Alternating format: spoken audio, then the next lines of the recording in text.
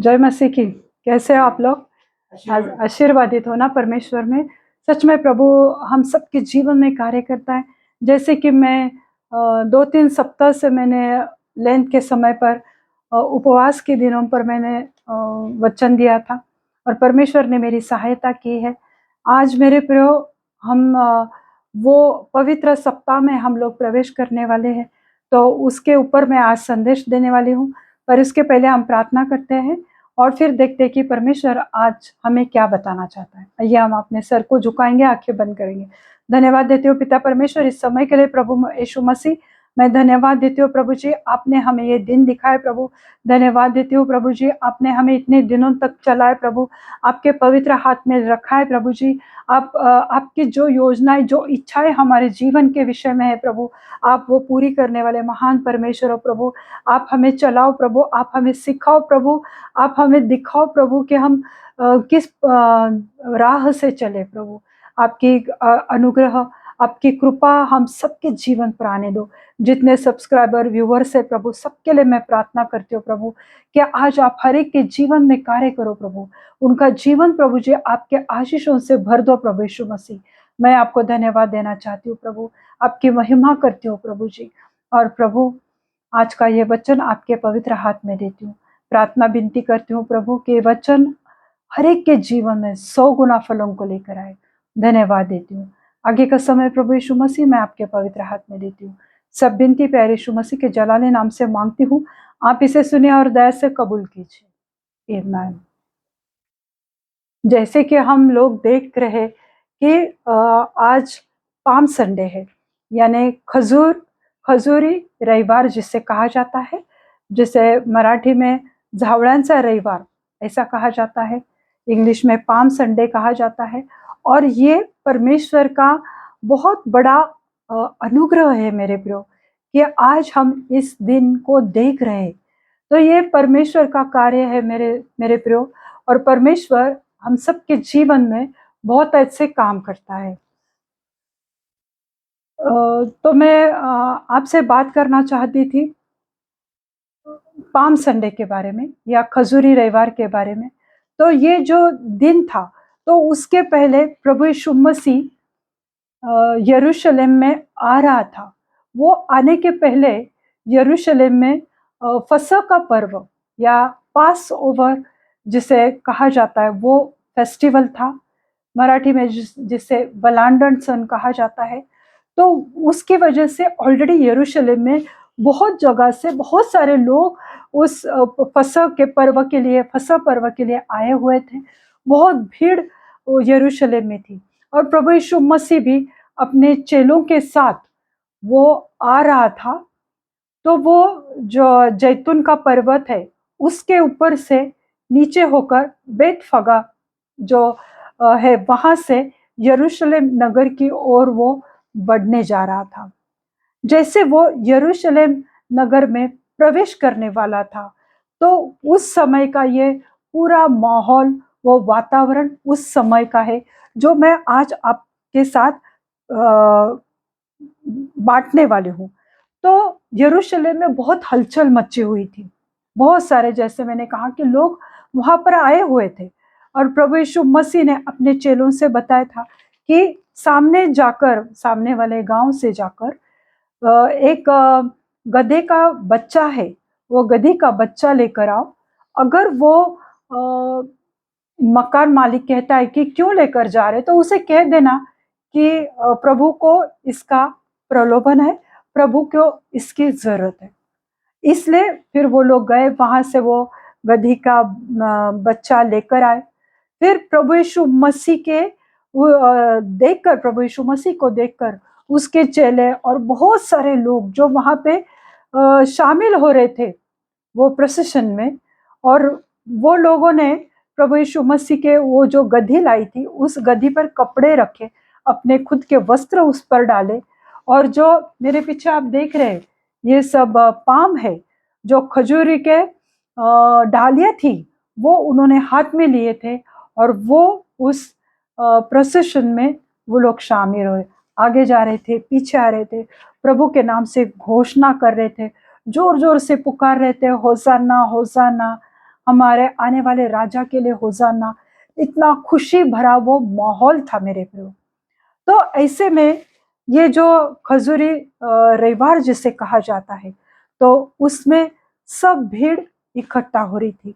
और आज से वैसे देखा जाए, ये जो खजूरी रविवार है, ये बहुत पवित्रता का ये सप्ताह शुरू होने वाला है, क्योंकि सप्ताह की शुरुआत सोमवार से नहीं होती, परंतु रविवार से होती है। और रविवार ये सप्ताह का पहला दिन है।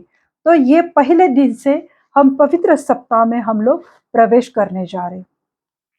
देखा जाए तो ये लेंथ समय का छठवां रविवार रहता है, पाम संडे जिसे खजूरी रविवार कहा जाता है। ये लेंथ उपवास के समय का ये छठवां सिक्स्थ संडे रहता है, जिसे पाम संडे मनाया जाता है। एक्चुअली ये देखा जाए, प्रभु यीशु मसीह के क्लेश, दुख और दर्द का ये उसकी सफर शुरू होने वाला था। वो जो जिस रास्ते से वो जा रहा था मेरे प्रियो, वो रास्ता सीधा जा रहा था उसके दुख कष्टों का, उसके अपमान का और उसके पवित्र बलिदान का वो रास्ता था मेरे प्रियो।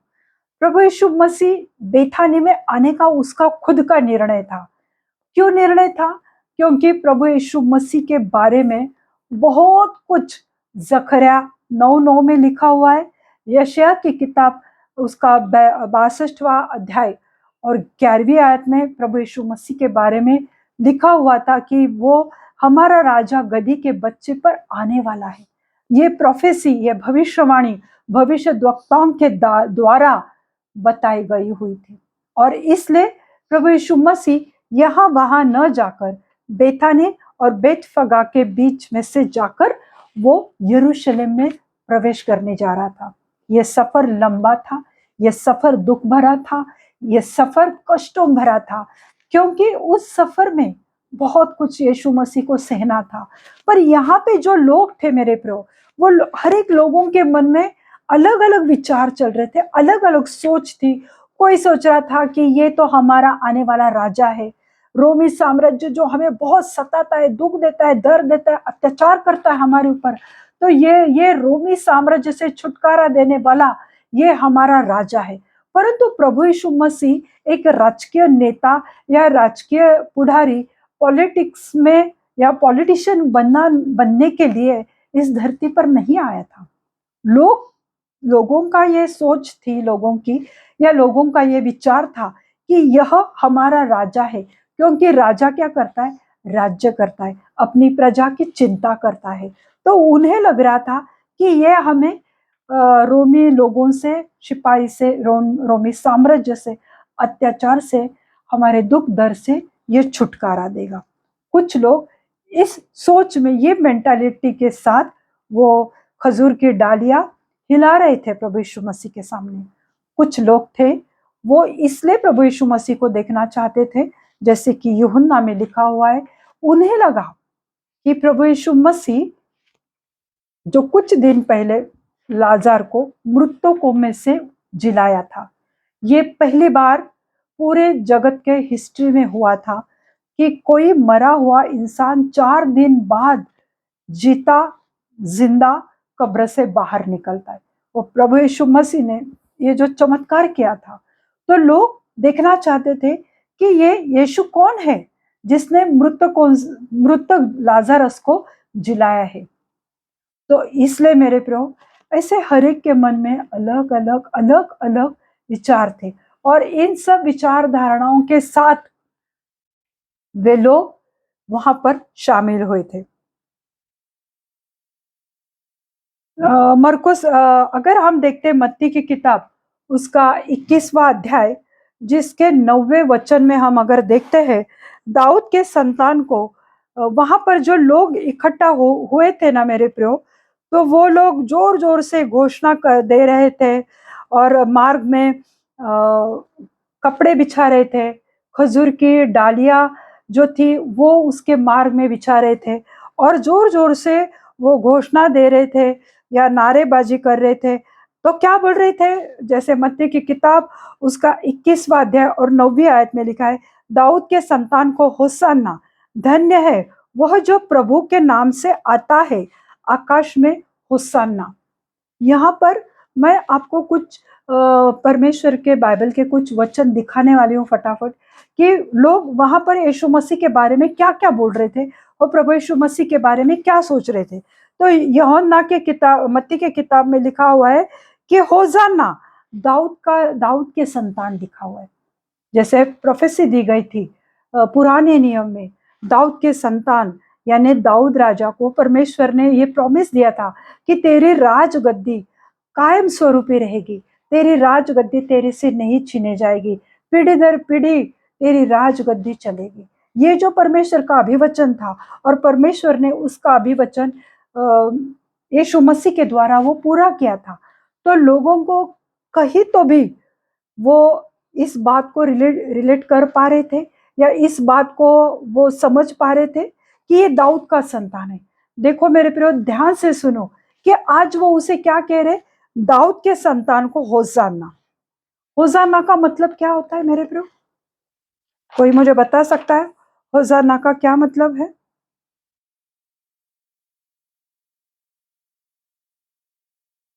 होशाना, लॉर्ड सेव अस। होशाना का मतलब, हे प्रभु हमें बचा, हमारी रक्षा कर, हे प्रभु हमारा उद्धार कर, हमें इन सब बातों से बचा। तो ये इब्रानी भाषा में वो कह रहे थे होशाना होशाना, यानी दाऊद के संतान को होशाना, धन्य है वो जो प्रभु के नाम से आता है, धन्य है वे जो प्रभु के नाम से आता है। यानी वो पिता का पुत्र है, यानी वो स्वर्ग से आया हुआ है। ये खुद अपने मुंह से ये लोग कबूल कर रहे थे, बोल रहे थे, सिर्फ फुसफुसा नहीं रहे थे, तो जोर जोर से घोषणा कर रहे थे, जोर जोर से पुकार रहे थे कि हे दाऊद के संतान जो प्रभु के घराने से है, धन्यवाद। और उसको होशाना बोल रहे थे कि लॉर्ड सेव अस, हे प्रभु हमें बचा, हमारा उद्धार कर। तो होशाना का मतलब है कि हमें बचा। मरकुस 11 उसके 9वीं और 10वीं आयत में लिखा है, पुकार पुकार कर कहते जाते थे, होशाना, धन्य है वह जो प्रभु के नाम से आता है। मरकुस ने भी लिखा हुआ है। जो हम ये 4 सुसमाचार हम देखते हैं, मत्ती, मरकुस, लूक और यूहन्ना रचित, ये जो 4 शुभवर्तमान है, सुसमाचार जो बाइबल में लिखे हुए, तो ये चारों को परमेश्वर के पवित्र आत्मा के द्वारा ये वचन दिया गया था। ये शब्द उन्होंने लिखे हुए, जो उन्होंने देखा, जो उन्होंने सुना, उस और जो पवित्र आत्मा ने चला, उसके द्वारा ये बाइबल में लिखा हुआ है। तो मरकुस के यहाँ भी लिखा है कि वो पुकार पुकार कर कहते थे, होशाना, धन्य है वो जो प्रभु के नाम से आता है। यानी प्रभु कौन है? जो इस्राएल का प्रभु, जो यहूदियों का प्रभु, जो पिता यहोवा पिता के नाम से जो आता है। और 10वीं आयत में लिखा है, हमारा पिता दाऊद का राज्य जो आ रहा है, धन्य है आकाश में होशाना। अभी ये आकाश में भी होशाना कह रहे, यानी जो आकाश मंडल है, यानी जो स्वर्ग है, जो ऊंचे से ऊंचे स्थान को भी वो कह रहे थे कि हे राजा हमें बचा, जो आकाश के उच्च स्थान में रहने वाले, जो स्वर्ग में रहने वाला। यानी यहाँ पर भी वो क्या कह रहे, दाऊद का राज्य जो आ रहा है, जो दाऊद को पिता ने जो प्रॉमिस दिया है, वो अभी होने वाला है, वो राज्य आ रहा है। तीसरा आयत हम देखते हैं लूका की किताब 19वीं अध्याय और 37वें वचन में लिखते हैं, लुक 19 वर्स 37, वहां पे लिखा है, निकट आते हुए जब वह जैतून पहाड़ के ढलान पर पहुंचा, तो चेलों की सारी मंडली उन सब सामर्थ्य के कामों के कारण, सामर्थ्य के काम जो परमेश्वर ने, प्रभु यीशु मसीह ने ये 3.5 साल में जितने भी चमत्कार किए हुए थे, जितने भी सामर्थ्य के काम किए थे, और जो उसके चेले थे और चेलों के द्वारा जो भी छोटी छोटी मंडली बन गई थी, जो उनके लोग बन गए थे, उन सब लोगों ने क्या, उन सब ने प्रभु यीशु मसीह के सामर्थ्य के कामों के कारण जो उन्होंने देखे थे, ऐसा नहीं कि हवा में ये सब बातें हुई थी, हर एक घटना उन्होंने खुद अपने आंखों से देखे थे। बारतीमय को दृष्टि दी परमेश्वर ने, 10 कोढ़ियों को प्रभु यीशु मसीह ने चंगा किया, और जैसे कि रिसेंटली जो बड़ा चमत्कार लाजरस को प्रभु ने जिंदा किया था, तो ये जो बड़े बड़े काम उन्होंने देखे थे, तो वो भी खुश थे कि सच में हमारा यीशु ये मसीह है और ये स्वर्ग का राजा है, ये राजाओं का राजा है, हम उसको धन्यवाद देते हैं। और वहां पर एक खुशी का माहौल था। उस यरूशलेम में एक हलचल मची हुई थी, भागदौड़ थी, लोग भाग रहे थे, अपने वस्त्र बिछा रहे थे, होजाना, प्रभु यीशु मसीह को राजा समझ रहे थे और राजा के रूप में उसको स्वीकार करना चाहते थे। 38वीं आयत में लिखा है, धन्य है वह राजा जो प्रभु के नाम से आता है, स्वर्ग में शांति और आकाश मंडल में महिमा हो। स्वर्ग में शांति और आकाश मंडल में महिमा हो, यानी वो शांति का राजा है। मान रहे थे कि उसकी वजह से शांति आने वाली, ये हमें बचाने वाला है। और यूहन्ना की किताब उसका 12वां अध्याय और 12वीं आयत में लिखा है, दूसरे दिन बहुत से लोगों ने जो पर्व में आए हुए थे यह सुना कि यीशु यरूशलेम में आ रहा है, जैसे मैंने पहले आपको बताया। 13वीं आयत में लिखा है, इसलिए उन्होंने खजूर की डालियां ली और उससे भेंट करने को निकले और पुकारने लगे, होजाना, धन्य इस्राएल का राजा जो प्रभु के नाम से आता है। हालेलुया। मत्ती, मरकुस, लूका और यूहन्ना सबने लिखा है, धन्य है वो राजा जो प्रभु के नाम से आता है। उसको होजाना कहा है, होजाना, हमारी रक्षा कर, हे राजा हमें बचा, हमें उठा, हमारी रक्षा कर, हमारा उद्धार कर। वो जोर जोर से नारे लगा रहे थे, प्रभु यीशु मसीह पर वो भरोसा कर रहे थे और इस रीति से वो एक बड़ा खुशी का आनंद लेकर वो प्रभु यीशु मसीह को लेकर जा रहे थे। इतना ही नहीं, उसके राहों पर, उसके रास्ते पर ये खजूर की डालियां बिछा रहे थे, अपने वस्त्र बिछा रहे थे। वस्त्र कब बिछाते मेरे प्रियो? अगर हम देखते हैं, जब येहू राजा बन गया, तब उस वक्त भी जब वो डिक्लेयर हुआ, तब उसके साथी संगियों ने अपने वस्त्र निकाल के उसके पैरों के नीचे डाला। वो इस्राएल की प्रथा है और इन सब बातों को वो लोग ये नए नियम में भी वो लोग कर रहे थे। मत्ती की किताब जो 21वां अध्याय उसका 5वां आयत हम देखते हैं, सियोन की बेटी से कहो, देख तेरा राजा तेरे पास आता है, वह नम्र है और गधे पर बैठा है। ये जो भविष्यवाणी यशायाह ने लिखी हुई थी वो पूरी हो रही थी और वो मत्ती ने भी वो डिक्लेरेशन किया था और मत्ती ने उसका यहाँ पे स्पेशली वो नमूद किया है कि सियोन की बेटी से कहो, देख तेरा राजा तेरे पास आता है, वह नम्र है और गधे पर वो बैठा है। ये भविष्यवाणी थी मेरे प्रियो। वैसे उस वक्त भागदौड़ मची थी, वैसे ही जैसे उस वक्त भागदौड़ थी कि प्रभु यीशु मसीह आ रहा है, वो यरूशलेम में आया है, हमारा राजा आया है, वो दाऊद के घराने से है, दाऊद की गद्दी वो चलाने वाला है, वो हमें छुड़ाने वाला है, हमारे कष्टों से, हमारे दुखों से, हमारे दर्द से, हमारी बीमारियों से, रोमी साम्राज्य से हमें छुड़ाने आया है। भागदौड़ मची हुई थी, हलचल थी पूरी यरूशलेम में। आज भी वही हम देखते हैं कि कलीसिया में वही भागदौड़ मची हुई रहती। सब जितने भी लीडर्स लोग रहते हैं, ये खजूर की डालियां लाते, उसको साफ सुथरा करके वो बांटने की वो सब भागदौड़ चर्चेस में भी चालू रहती। फिर प्रोसेशन निकाली जाती है, एक छोटी सी मिरवणुक जिसे दिंडी कहा जाता है वो निकालते हैं, सब लोग होजाना होजाना के नारे लगाते हैं। सच में क्या प्रभु को तुमने सच्चे मन से कहा है कि प्रभु जो बलिदान तूने मेरे लिए, मेरे खातिर दिया है, मैं आज तुमको धन्यवाद देती हूँ? ये हम नहीं करते। हम बस जो कैथलिक लोगों का ये उनका ये ट्रेडिशन है कि वो सुबह ये चर्च शुरू होने के पहले वो ऐसा प्रोसेशन निकालते हैं और उनके चर्च के जो फादर रहते वो मंडली के आगे चलते हैं और लोग उस फादर के पैरों के नीचे वो खजूर की डालियां डालते हैं और लोग पीछे से चलते होजाना करके। ये कैथलिक लोगों का ये ट्रेडिशन है और ये ट्रेडिशन हर कोई करता है। लोग कहते हैं 40 डेज के फास्ट तो ट्रेडिशनल क्रिश्चियनों के फास्ट है, पारंपरिक ख्रिस्ती के फास्ट मानकर उसे नहीं करते। फिर ये भी तो कैथलिक लोगों का ट्रेडिशन है, फिर भी हम करते हैं, है ना, करते हैं ना। तो सोचने वाली बात है। पर जो वो लोग कर रहे थे उनको पता नहीं था कि ये सप्ताह जो शुरू हो रहा है उसका एंड, इस रास्ते का आखिरी सिरा क्या होने वाला। ये जो राह यरूशलेम से, बेथानी से प्रभु यीशु मसीह जा रहा है, ये राह, ये रास्ता कहाँ पर एंड हो रहा है, इन लोगों को नहीं मालूम था कि ये क्रूस पर जाने का रास्ता था, यीशु मसीह के क्लेशों का रास्ता था। और जो खजूर की डालियां लोग हिला रहे थे, खजूर की डालियां क्या है, पाम क्या है, कोई बता सकता है? ये क्यों हिला रहे थे? ये विजय की घोषणा है मेरे प्रभु, कि ये हमारा राजा है, विजय हो गए हम लोग, ये प्रभु यीशु मसीह है। तो इसलिए वो खजूर की डालियां हिला रहे थे।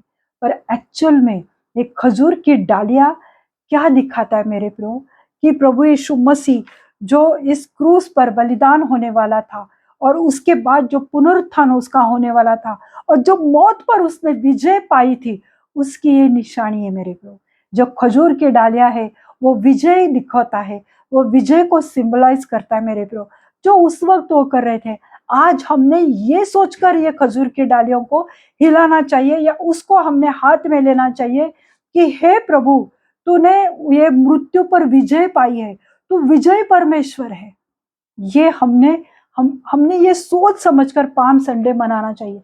बस हमें प्रोसेशन में जाना है, इसलिए जल्दी जल्दी चर्च में जाओ, अच्छे कपड़े पहनो, उसमें सहभागी हो जाओ, होसाना होसाना के नारे लगाओ।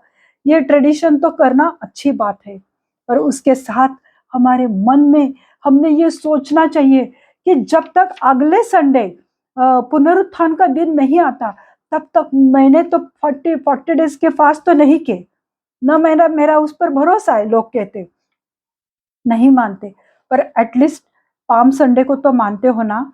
तो पाम संडे से लेके ईस्टर संडे या रिजरेक्शन संडे तक एटलीस्ट अपने आप को पवित्र रखने की कोशिश करो, क्योंकि ये पूरा सप्ताह पूरी पूरी रीति से पवित्रता से है, जो हमने भी पवित्रता के साथ प्रभु यीशु मसीह के संगति में हमने वो बिताना चाहिए। हमने ऐसे कोई भी अच्छाई नहीं, हमने ऐसे कोई बड़ी बात नहीं की। जो राजाओं का राजा, जो स्वर्ग का राजा, जो आकाश मंडल में रहने वाला परमेश्वर, वो हमारे लिए पृथ्वी पर आया, और जिस राह से वो जा रहा था, क्योंकि वो उसका निर्णय था कि मुझे बेथानी में जाना है, मुझे यरूशलेम में जाना है, ये उसका निर्णय था, क्योंकि उसके पिता ने जिस काम के लिए भेजा था, वो काम करने के रास्ते पर वो निकल पड़ा था। हालेलुया।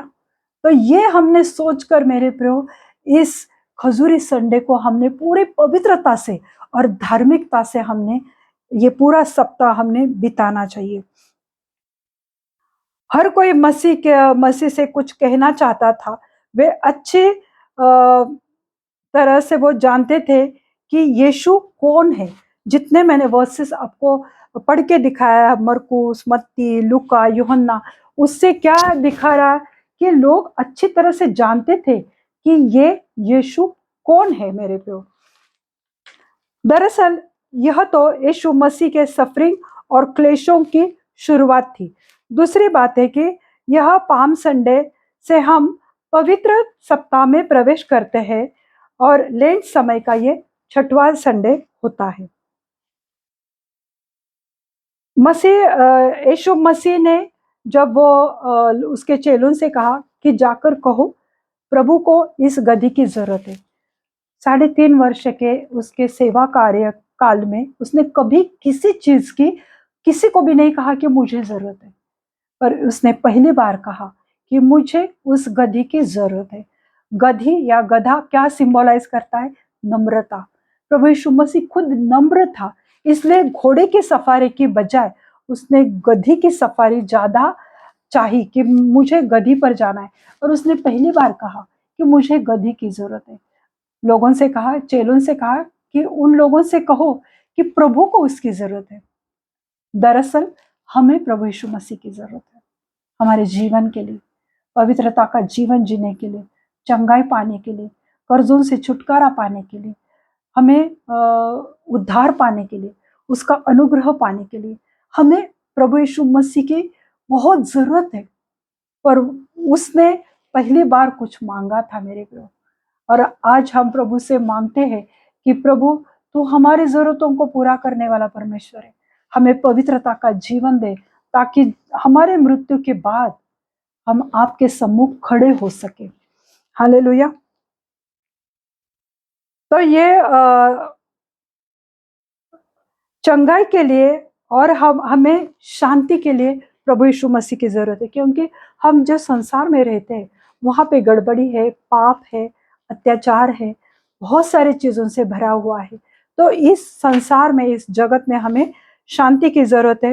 यीशु मसीह की हमें जरूरत है, हमारे उद्धार के लिए, चंगाई के लिए और शांति के लिए, और हमें बचाने के लिए। हम गलत मार्ग में न चले जाए, पाप में न गिरे, तो हम बचाए जाए, हमारा उद्धार हो जाए। इसलिए हमें प्रभु यीशु मसीह की जरूरत है। जकरिया 9:9 में लिखा हुआ है, हे सियोन बहुत ही मगन हो, हे यरूशलेम जय जयकार कर, क्योंकि तेरा राजा तेरे पास आएगा। वह धर्मी और उद्धार पाया हुआ, वह दीन है, और वह गधी पर वरन गधे के बच्चे पर चढ़ा हुआ आएगा। ये जकरिया की किताब में दी गई ये प्रोफेसी है। ये भविष्यद्वक्ता यशायाह 62 और उसके 11वीं वचन में भी ये प्रोफेसी दी गई है कि ये है सियोन, देख तेरा राजा आ रहा है। और वो कैसे आ रहा है? वो घोड़े पर, रथों में बैठकर। रथ में बैठकर कब आते? युद्ध के लिए। घोड़े पे बैठ के लोग कब जाते? युद्ध करने लिए। पर प्रभु युद्ध करने, झगड़ा, मारपीट करने, खून खराबा करने नहीं, पर वो शांति फैलाने, प्रीति देने, प्रेम से भरा हुआ परमेश्वर था। इसलिए उसने गधी की सफारी चुनी थी। तो ये परमेश्वर, उसके बारे में ये सब कुछ भविष्यवाणी दी गई थी। तो ये गधा जो रहता है वो नम्रता को सिंबल करता है। होसन्ना लॉर्ड से अस को दिखाता है, और जो खजूर की डालियां है, जो पाम ब्रांचेस है, वो विजय को दर्शाता है। उसके मृत्यु पर विजय दिखाता है। जो पुनरुत्थान, जो वो हम ये हमें रिमाइंड करता है, ये पाम कि ये जो खजूरी की डालियां है, ये हमें इस बात को रिमाइंड करते हैं कि प्रभु यीशु मसीह हमारा विजय हुआ। किस बात पर विजय हुआ? वो मृत्यु पर उसने विजय पाया, उसने फतेह पाई है मृत्यु पर, इसलिए वो विजय है। और सिर्फ विजय पाकर वो कहाँ गया? वो आज किधर है? अगर आप देखना चाहते तो हम देखेंगे प्रकाशित वाक्य यानी रेवलेशन में हम देखेंगे। और यरूशलेम में प्रवेश उसके क्रूस के और पुनरुत्थान और उसके मृत्यु पर विजय को दिखाता है ये पाम।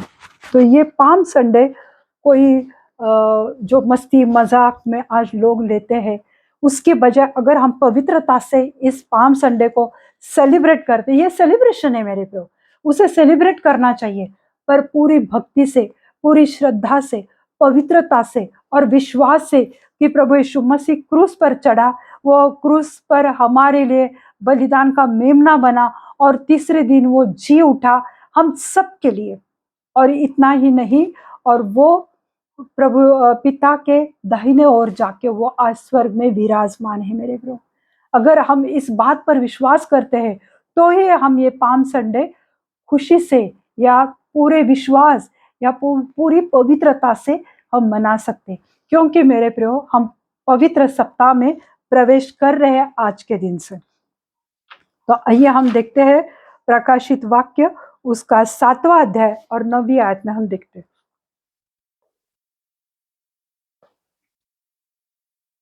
Revelation 7 verse 9। इसके बाद मैंने दृष्टि की और देखा, हर एक जाति और कुल और लोग और भाषा में से एक ऐसी बड़ी भीड़ जिसे कोई गिन नहीं सकता था।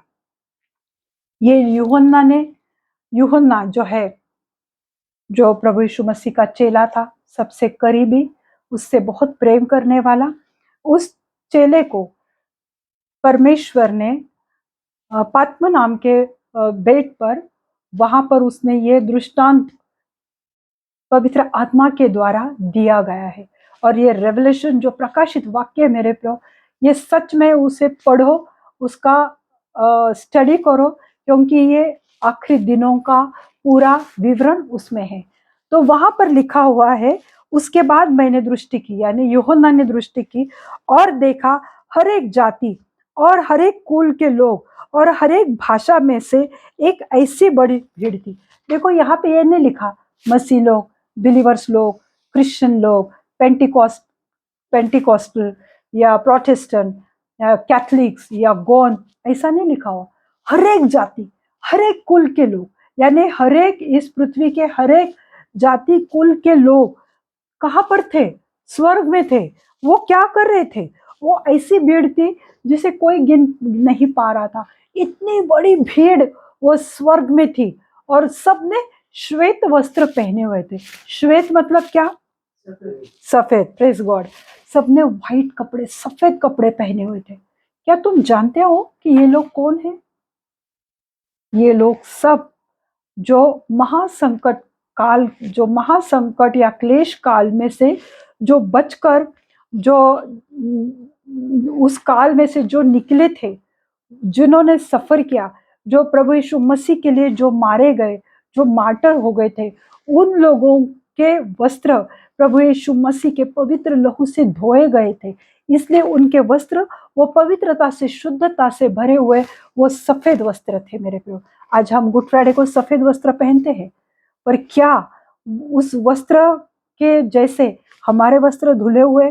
कम से कम हमारे दिल, हमारे हृदय, हमारे सोच प्रभु के पवित्र लहू से धोकर शुद्ध किया गया है। हमारे पापों को प्रभु ने शुद्ध किया है। क्या हम इस बात पर विश्वास करते हैं? तो हम व्हाइट कपड़े जरूर पहनेंगे। तो वहां पर लिखा हुआ है, और कोई गिन नहीं सकता था, श्वेत वस्त्र पहने और अपने हाथों में खजूरी की डालियां लिए हुए सिंहासन के सामने और मेमने के सामने खड़े थे। हालेलुया। ये मेमना कौन है? हालेलुया। ये प्रभु यीशु मसीह है, जिसे बलिदान का मेमना कहा गया। तो वो मेमना जो स्वर्ग में पिता के दाहिने ओर बैठा था, वहां पर पुराने लोग थे, जो पुराने लोग थे 24, वो प्रभु यीशु मसीह के 12 चेले, सब स्वर्गदूत, सब सराफीम, सब, और जो प्राणी, जो 4 प्राणी थे वहां पर, वो सब घेरे हुए थे और वो सब वस्त्र कपड़े पहने हुए और प्रभु को धन्यवाद दे रहे थे।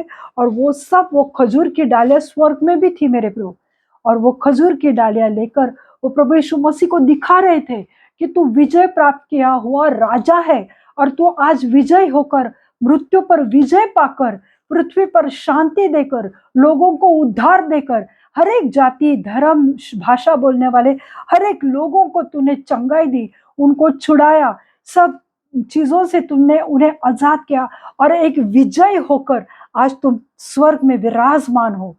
हम तुम्हें धन्यवाद देते, हम तुम्हें होसाना कहते। और वो सब लोग श्वेत वस्त्र पहने हुए इतनी भारी मात्रा में थे कि जिसे कोई नहीं गिन पा रहा था। इसका मतलब स्वर्ग कितना बड़ा है मेरे प्रभु। और 10वीं आयत में लिखा हुआ है, और बड़े शब्द से पुकार कर कहते थे, उद्धार के लिए हमारे परमेश्वर का जो सिंहासन पर बैठा है और मेमने का जय जयकार हो। हालेलुया। वो क्या कह रहे थे?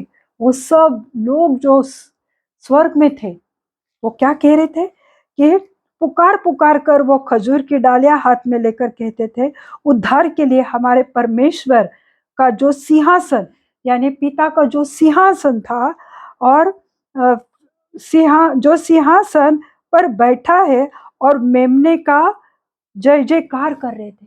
जिस सिंहासन पर हमारा मेमना बैठा था, पिता के बाजू में वो बैठा था, वो मेमना प्रभु यीशु मसीह का जय जयकार ये होने वाला है मेरे प्रभु। जब महाक्लेश संकट काल 3.5 साल का बाद में होने वाला है मेरे प्रभु, और उसके बाद जब लोग स्वर्ग में उठाए ले जाएंगे, तब मेरे प्रभु हम प्रभु को देखेंगे कि वो उस सिंहासन पर विराजमान है।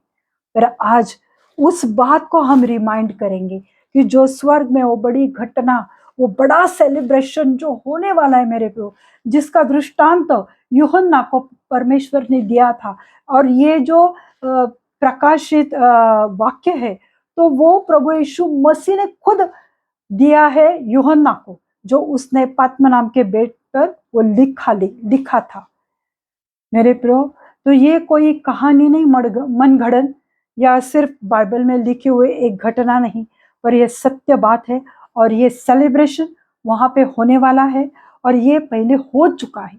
कई साल पहले, 2-2.5 हजार साल पहले ये सब सब बातें हो चुकी थी यरूशलेम में, क्योंकि हर एक लोग अपने अपनी सोच लेकर, खजूर की डालियां लेकर होजाना होजाना के नारे प्रभु यीशु मसीह को लगा रहे थे।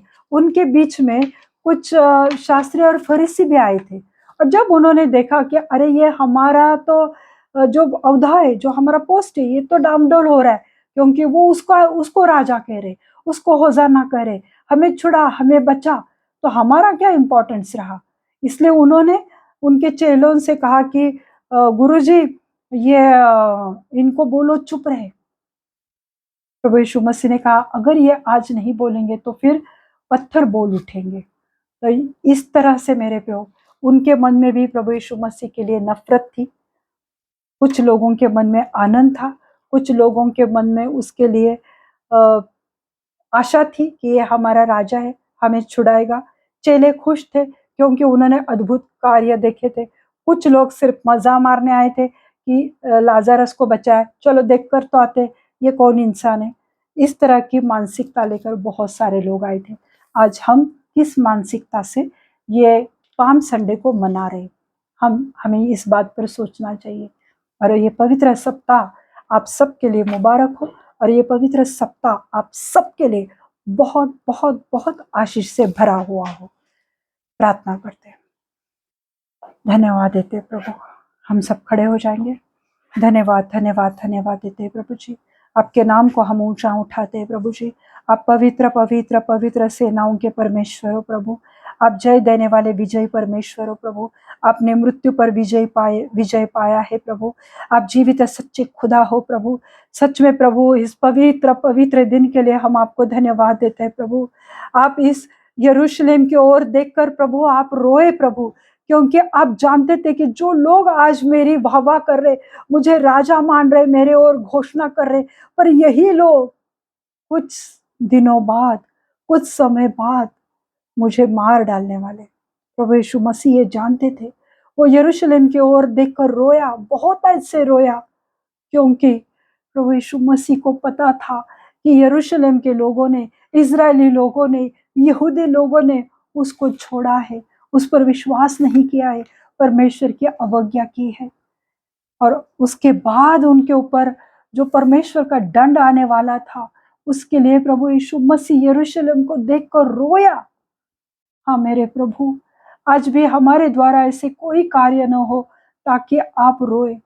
प्रभु मैं आपको धन्यवाद देती हूँ प्रभु यीशु मसीह, कि आपने हमारे लिए इस सफर पे आप चल पड़े प्रभु। हमारे लिए प्रभु आपने इस सफर का चुनाव किया प्रभु, ताकि हम उद्धार पाए प्रभु, ताकि हमारे जीवन में शांति आए प्रभु, ताकि प्रभु जी हम चंगाई पाए प्रभु यीशु मसीह, ताकि हम बचाए जाए शैतान के डाव से, शैतान की योजनाओं से, ताकि हम छुड़ाए जाए गंदी आदतों से, गंदे शराब जुए खाने से, व्यभिचार से। इसलिए प्रभु आपने इस यरूशलेम में प्रवेश किया प्रभु। मैं आपको धन्यवाद देती हूँ प्रभु जी। ये सिर्फ और सिर्फ प्रभु यीशु मसीह आपने हम सबके लिए किया है प्रभु। आज सिर्फ हम प्रोसेशन निकाल कर इसको सेलिब्रेट नहीं कर सकते, और पूरी आत्मा और सच्चाई से प्रभु हम आपको धन्यवाद देते हैं प्रभु, कि आपने हमारे लिए सब कुछ सहा। वो दुख, वो दर्द, वो क्लेश प्रभु आपने सहे।